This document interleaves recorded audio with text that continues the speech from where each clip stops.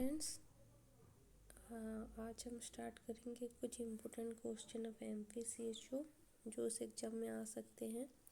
So first question is all stages of rashes are seen in means जो disease है जिसमें हर type का rashes एक साथ दिखाई जाता है। मीन्स मैक्यूल्स हो गया, पैपिल्स हो गया, आपका फ्लूइड एक्युमुलेशन वाला, पस एक्युमुलेशन वाला, ड्यूड्रेस टाइप, वो सब जो रैशेस होते हैं वो इन तीनों में से कौन सी डिजीज में देखा जाता है। फर्स्ट है small pox, second chicken pox, third है rubella.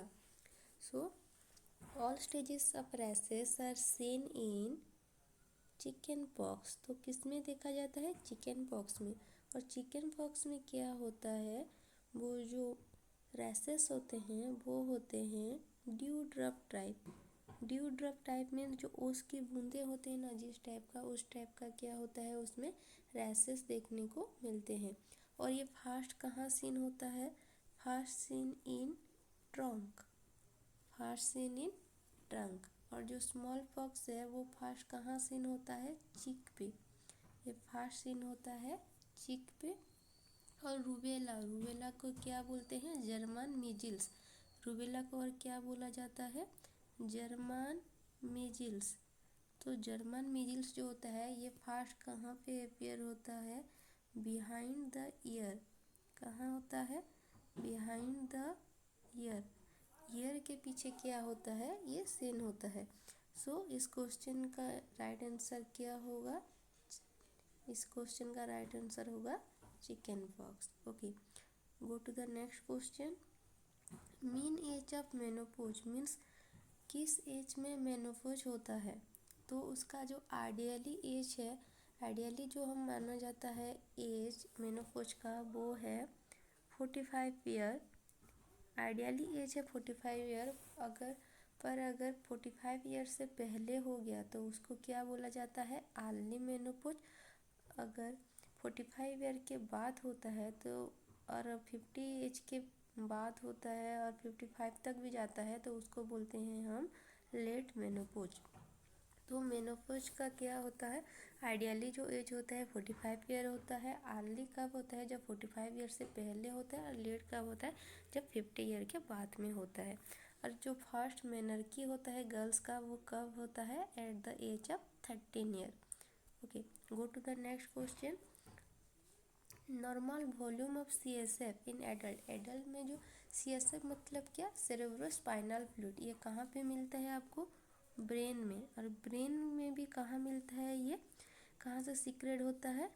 Choroid plexus. Choroid plexus जो है वहाँ से क्या होता है? ये सीक्रेट होता है।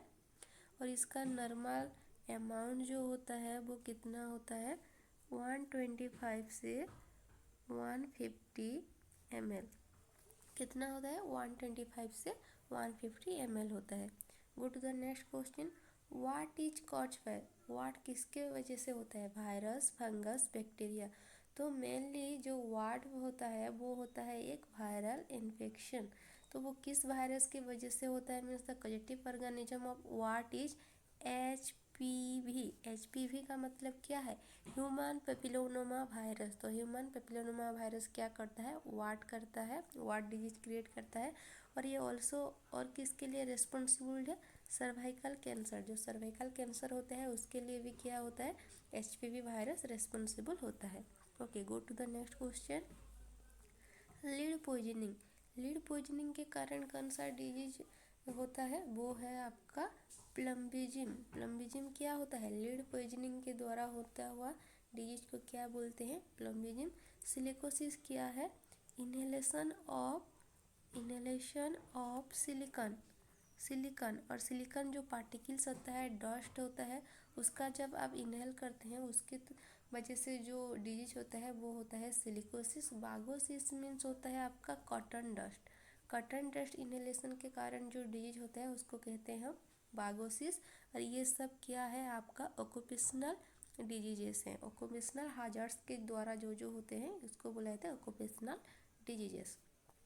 So next question is causative agent of peptic ulcer. तो पेप्टिक अल्सर का कॉजेटिव ऑर्गेनिज्म कौन है? वो है H. Pyloric bacteria. H. Pyloric bacteria के कारण क्या होता है आपका पेप्टिक अल्सर होता है और ये एक बैक्टीरियल डिजीज होता है। तो ये just example, this is your stomach and this is your pylorus part. तो हर वक्त ये याद रखना कि पेप्टिक अल्सर इनसाइड यहाँ स्टोमक पे कभी नहीं होता है। ये कहाँ होता है? ये पाइलोरस पार्ट में होता है। जहाँ से स्टोमक ख़त्म होता है ये क्या होता है? यहाँ पे ही होता है। तो यहाँ पे क्या होता है आपका? एच पाइलोरी बैक्टीरिया होता है, जिसके इन्फेक्शन के कारण क्या होता है आपका? पेप्टिक अल्सर होता है। तो पेप्टिक अल्सर का पॉजिटिव ऑर्गेनिज्म कौन है? H pylori bacteria. Go to the next question. Antidote of heparin, ये तो है यूनिवर्सल क्वेश्चन है अभी नर्सिंग का। तो एंटीडोट ऑफ हेपेरिन क्या है? वारफेरिन का एंटीडोट क्या है? विटामिन के। वारफेरिन का एंटीडोट है विटामिन के। कैल्शियम ग्लूकोनेट किसका एंटीडोट है? MgSO4 means magnesium sulphate. जो मैग्नीशियम सल्फेट है उसका एंटीडोट कौन है? Calcium gluconate. मैग्नीशियम सल्फेट के किस स्टेज में दिया जाता है? प्रेगनेंसी में दिया जाता है। प्रेगनेंसी के किस कंडीशन में? जब होता है आपका प्री एक्लम्सिया जब होता है उसमें क्या दिया जाता है आपका? MgSO4 दिया जाता है। और MgSO4 का जब टॉक्सिसिटी होता है उसको रिड्यूस करने के लिए आपका दिया जाता है calcium gluconate.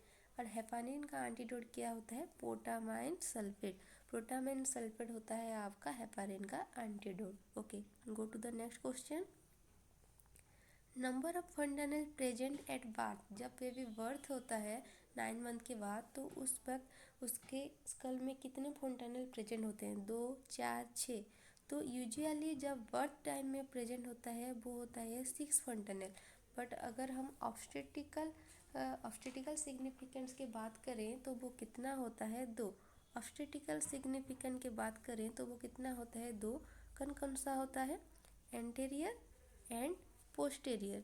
So just assume this is the skull and कितना फंटानल होता है इसमें? 2 फंटानल होते हैं। एक होता है आपका एंटीरियर फंटानल, एक होता है आपका पोस्टीरियर फंटानल। तो ये है एंटीरियर और ये है आपका पोस्टीरियर। तो एंटीरियर फंटानल किस शेप का होता है? डायमंड शेप का। पोस्टीरियर फंटानल किस शेप का होता है? ट्रायंगुलर शेप का। एंटीरियर फंटानल आपका कब क्लोज होता है? 18 मंथ पे। जबकि पोस्टीरियर फंटानल जल्दी क्लोज हो जाता है, वो होता है 6 to 8 वीक पे क्लोज हो जाता है। ओके, तो फंटानल ये हम न्यूबॉर्न बेबी में अगर हम डिहाइड्रेशन एसेस करते हैं तो हम मेनली क्या देख सकते हैं? हमारा फंटानल देख सकते हैं। अगर फंटानल क्या है? डिप्रेस है, तो हम इसको क्या इंडिकेट करेगा? ये है dehydration. Okay, go to the next question.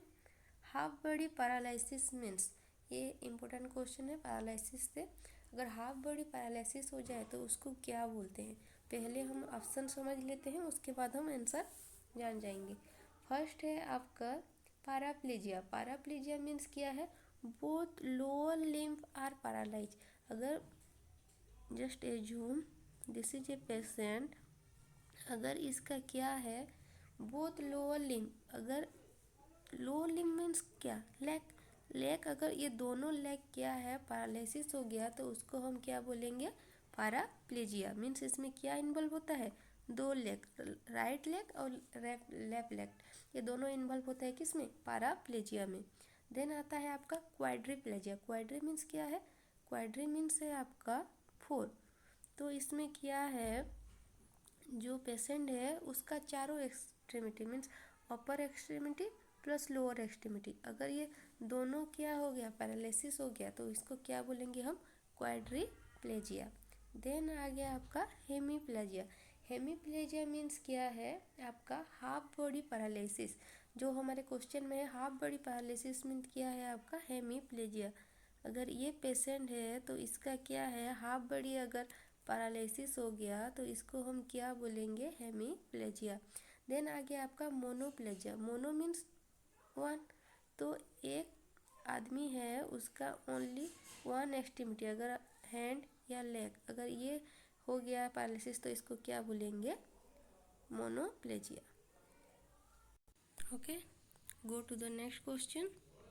Normal cholesterol level. तो नॉर्मल कोलेस्ट्रॉल लेवल कितना होता है? वो है 150। नॉर्मल कोलेस्ट्रॉल लेवल कितना होता है? 150 से 200 mg/dl क्या होता है आपका नॉर्मल कोलेस्ट्रॉल लेवल। कोलेस्ट्रॉल अगर ज़्यादा हो गया तो बॉडी में क्या होता है, प्रॉब्लम होता है, डिजीज कंडीशन एराइजेस होते हैं। तो नॉर्मल कोलेस्ट्रॉल लेवल कितना है, 150 से 200 mg/dl। और इसमें क्या होता है, कोलेस्ट्रॉल 2 टाइप का होता है। वन होता है गुड कोलेस्ट्रॉल, एक होता है बैड कोलेस्ट्रॉल। तो गुड कोलेस्ट्रॉल क्या है, हमारे बॉडी के लिए यूजफुल है, जबकि बैड कोलेस्ट्रॉल हमारी बॉडी के लिए हार्म करता है। तो इसमें आता है हमारा high density lipoprotein, low density lipoprotein, very low density lipoprotein, ये सब क्या आता है आपका कोलेस्ट्रॉल में आता है। तो जो हाई डेंसिटी लिपोप्रोटीन है वो क्या होता है आपका गुड कोलेस्ट्रॉल होता है, जबकि लो डेंसिटी लिपोप्रोटीन और वेरी लो डेंसिटी लिपोप्रोटीन क्या होता है आपका बैड कोलेस्ट्रॉल होता है। ओके, तो ये था हमारा आज का क्वेश्चन। मिलते हैं नेक्स्ट क्लास में। Thank you.